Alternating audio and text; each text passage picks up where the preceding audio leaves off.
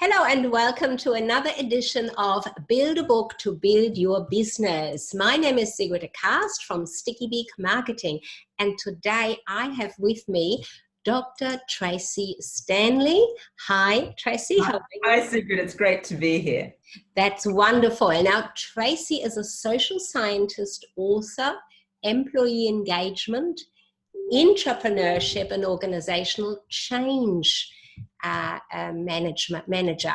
So I'm going to ask you, Tracy, directly to tell us a little bit more about yourself and about entrepreneurship as compared to entrepreneurship. Tell us a little bit more about yourself, please. Okay, thanks, Sigrid. So I've got an international background in HR and management consulting. I've had the privilege of working as both an entrepreneur and an entrepreneur.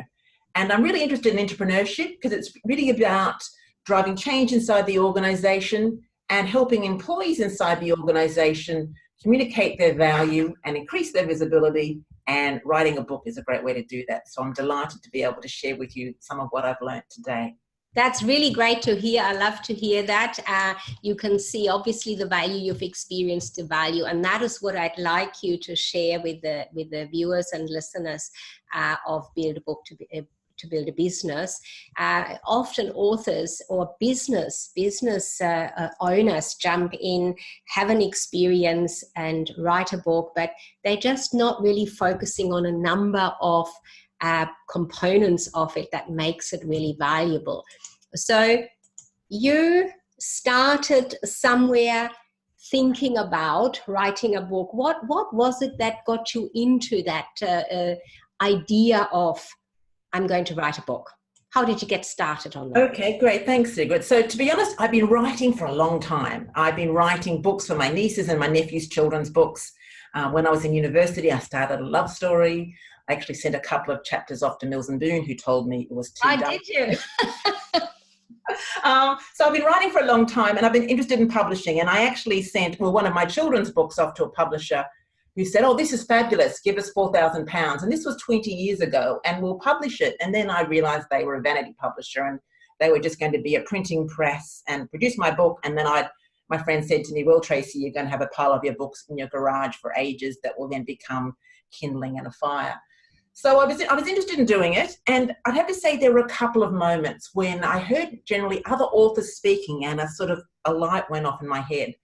One of them was Glenn Carlson, actually, from Key Persons of Influence, and he was talking about entrepreneurship. He was saying how often we're in a large organization, we know a lot, but people don't know what we know. We feel invisible, we don't feel valued. And writing a book is a way to give us both those things. It's a way of condensing the knowledge in our head and producing something and saying, here is my knowledge. So at that moment, I made the decision to start writing. And I didn't start writing a book. I was actually invited early on to start writing blogs on LinkedIn. So I started writing blogs, and I was nervous, but that was a great way to start. You write a short blog, you see how people comment, how they engage. You realize most people don't engage. I mean, the whole learning process. So I was writing blogs for a couple of years. And then the decision to really start writing my first nonfiction book came when I did a PhD looking at work environments, creative behaviors, and employee engagement. And I was really tired of it. I knew I was writing a document that was over 100,000 words and that only 6 people in the world would ever read it. And that was me, my supervisors, my examiners, and my mum, who probably was lying. And I knew that I'd collected real gold in my research, and I wanted to communicate it to line managers, not to the academic community. So I made that decision, and I started reading everything I could about 2 things. One, about the craft of writing, which is a really important body of knowledge you need to continually be learning about. And the other was about the process. How do you actually self-publish a book? We were hearing that you could do it, but I didn't know how. I was frightened by how much it cost. I mean, at the time I was a student. And so I kept looking, and then someone recommended a book coach, and she stayed with me for the 3 years that it took me to write the book. So waking up and wanting to write a book in my own voice. And it was interesting. For the 3 years I wrote my PhD, my principal supervisor used to say, "Tracy, you keep writing like you're talking. You have to write like an academic." And slowly I learned to write like an academic, which is very careful and measured and using passive voice. And I hated it, but I did it. Yeah. But I'm desperate to speak in my own voice, my own messy voice. And it was interesting. My book coach editor for my book Engagement Whisperer spent the first year saying, Tracy, you write like an academic, you know, you've lost your voice. And so I had to unlearn what I learned and practice writing in my own voice. And it was difficult, but I loved it. And, you know, at the end of the day, the book was me saying exactly what I felt in exactly my voice to the audience that I wanted to write to. And that's two really important points, Tracy, that I find now as, you know, with my business Sticky Big Marketing, I do have 3 to 4 authors a month coming to me. They've already published, they have a book. And what you just said at the beginning, they have a pile of books in their garage and they're not moving. So they want to come and have some marketing strategies, some marketing promotional ideas from me. That's a big point where they lose a lot of money and time in not moving that. The other one is to, you know, to really focus on your voice. Yes, you can write academic, but when you are using the book particularly to build a business or to build your brand, then you need to speak in your own voice to that one person that you want to attract, that you want to bring into your, you know, into your story. Really, it's storytelling, isn't it? And that Absolutely. Happen in your own voice. So wonderful. Really glad to hear that you managed to do that and have a book coach with you on that journey. That's great. Self-publishing is such a beautiful area now that people can do that. And I think the guidance is a really good, important component, to have that guidance from somebody who knows the path already if you're venturing on it on your own. So great work.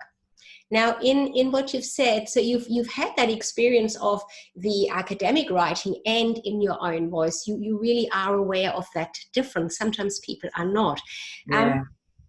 Being an author, has that changed you as in business? Now, you told me you have worked in organizations rather than just as an entrepreneur. You're calling it entrepreneur, right?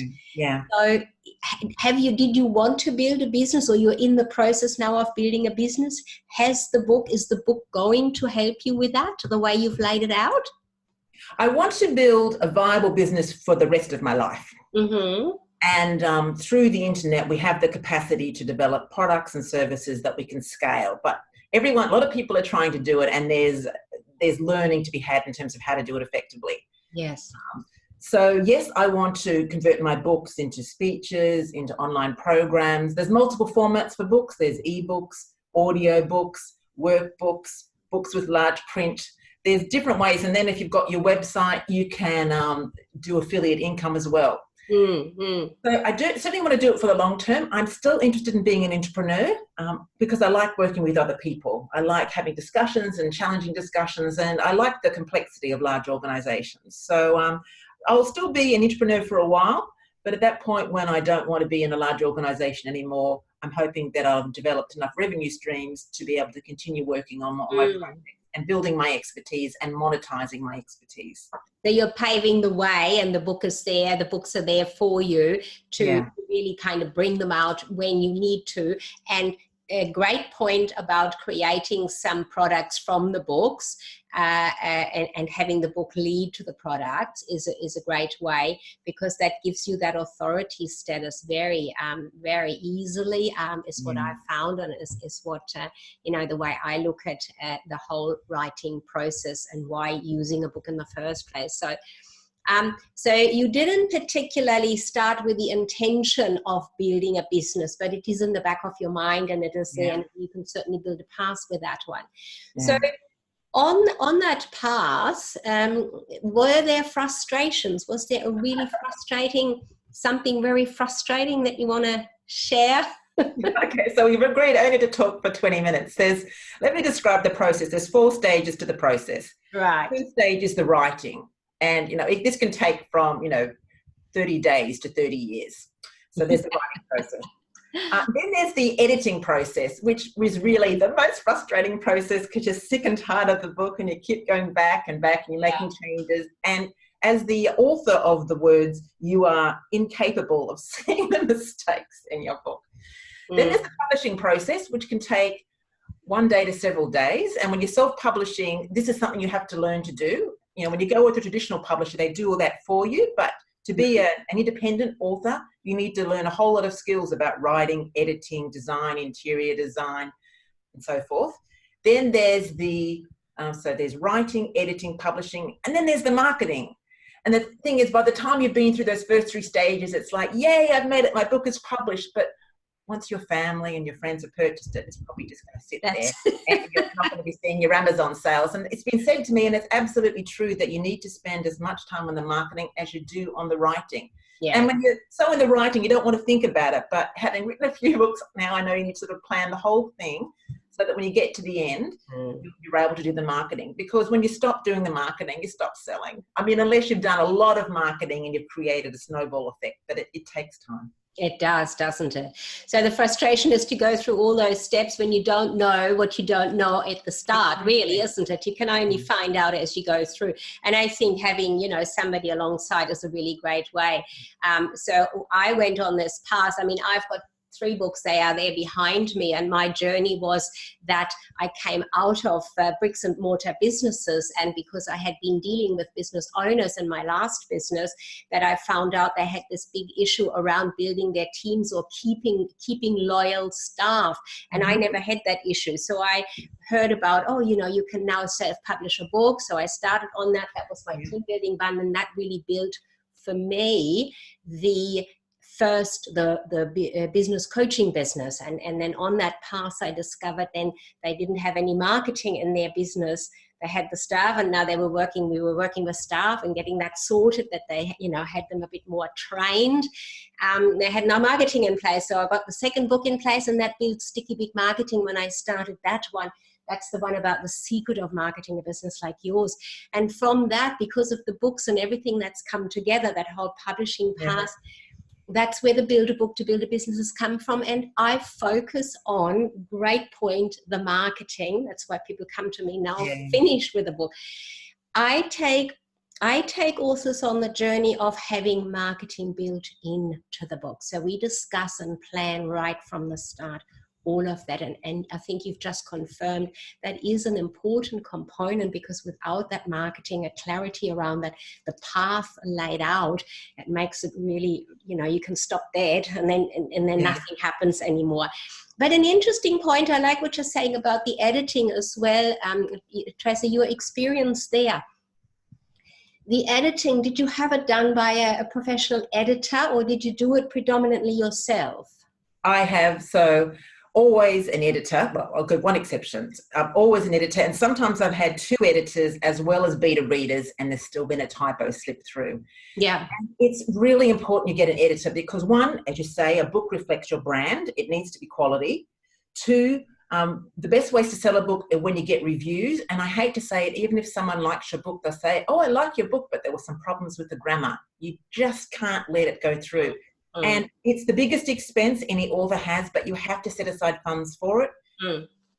So it is really important. So I said an exception. So on the weekend, I published for the first time a book with no costs, had no costs for ISBN, editing or cover design.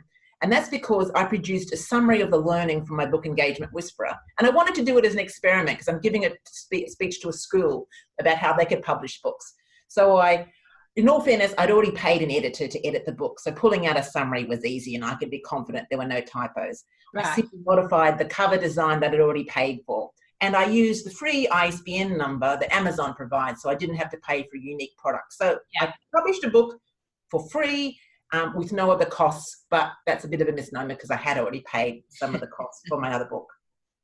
Great. And that's one thing on the editing that I like to throw in, is you really need to make sure you work with an editor who actually, yes, you want to have it from the English language correct, your grammar, you know, your spelling mistakes and so on. That is hugely important. Of course it is.